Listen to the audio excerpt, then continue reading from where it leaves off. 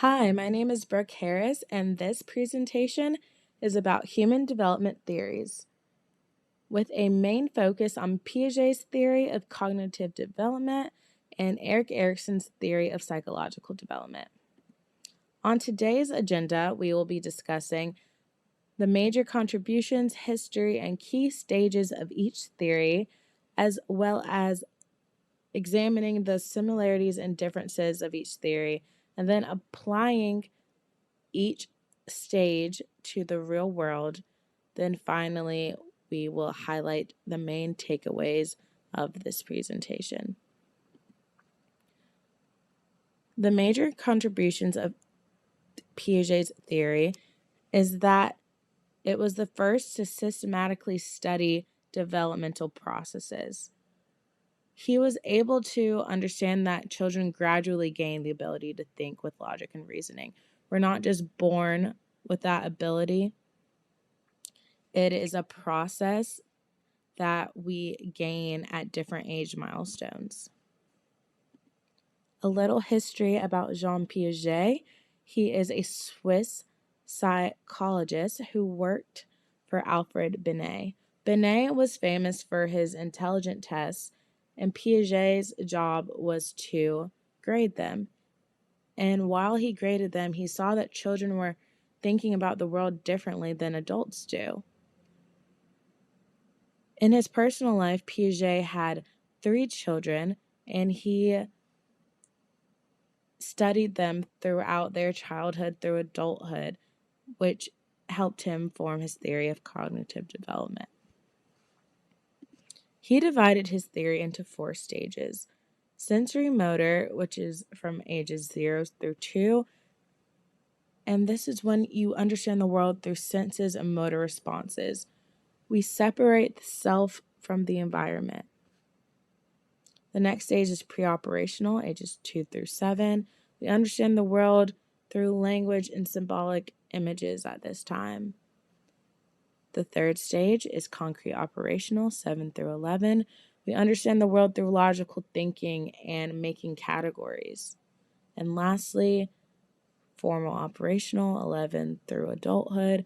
We understand the world through hypothetical thinking and scientific reasoning.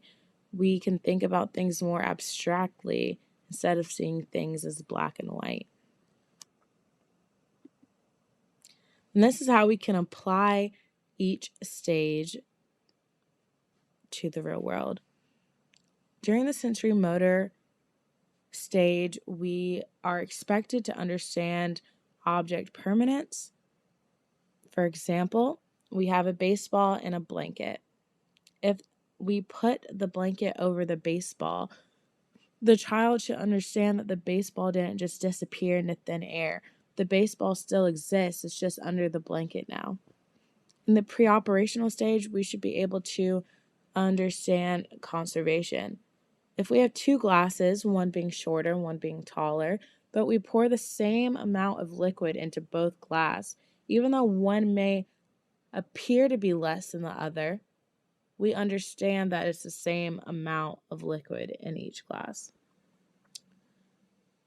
For concrete operational, we should be able to develop logical thinking. For example, if you sneeze every time you're near a cat and you remember that you've done that in the past, you should be able to use deductive reasoning to understand, oh, maybe I'm allergic to cats if I sneeze when I'm around them each time. And for formal operational, we should be able to develop hypothetical deductive reasoning. And an example of this is a science experiment, because throughout a science experiment, you should be able to form a hypothesis, test the hypothesis, and analyze the results.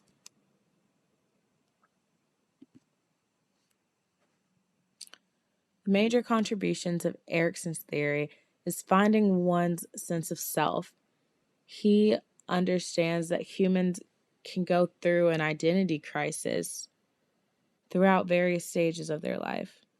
He also understood that not only biological factors affect human development, our environment plays a huge role in building our society and the individual people within it.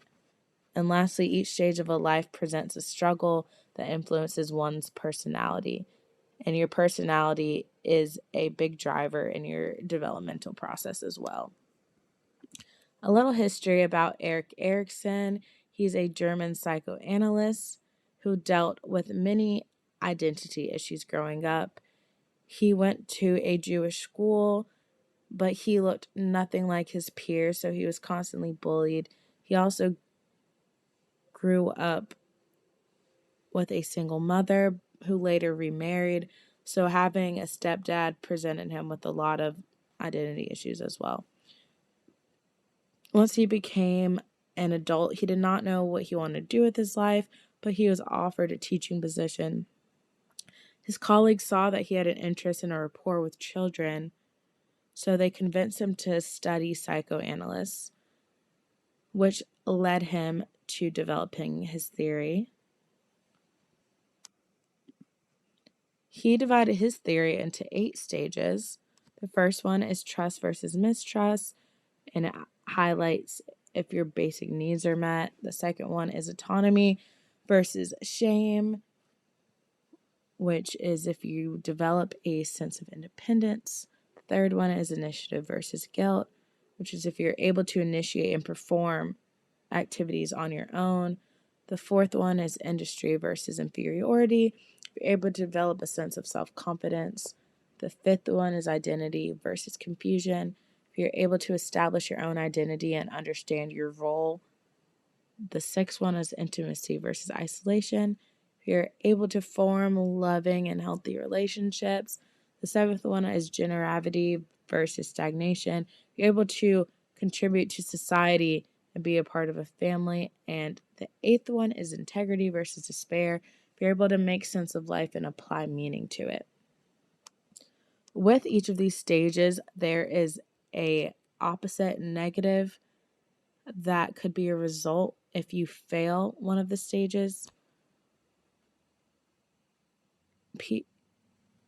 Erikson also felt that if you did fail a stage, that doesn't mean you can't progress to the next one.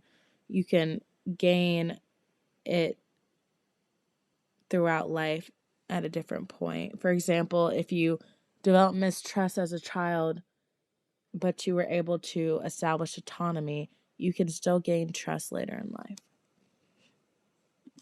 And here, how we can apply each stage. For the first one is basically if you're fed when you're hungry, if your diapers change when it's full, when your parents are understanding your cries and answering them and providing for you.